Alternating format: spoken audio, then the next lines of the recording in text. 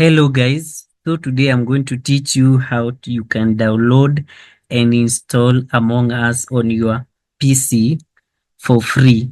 And this is the first step.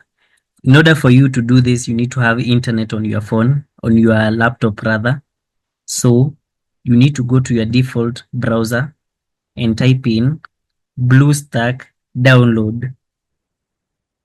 You need to click on this first link that you find here. Then you need to come here to your top right and type in Among Us. Then you need to click this. Then you need to click on this button and the end product will look like this.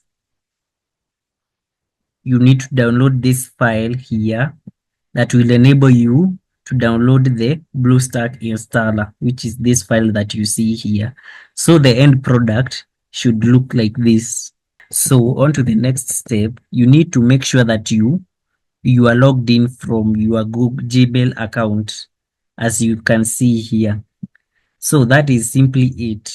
After you log in your Gmail account from here, you can download Among Us in a simple way. And that is simply how you go about it.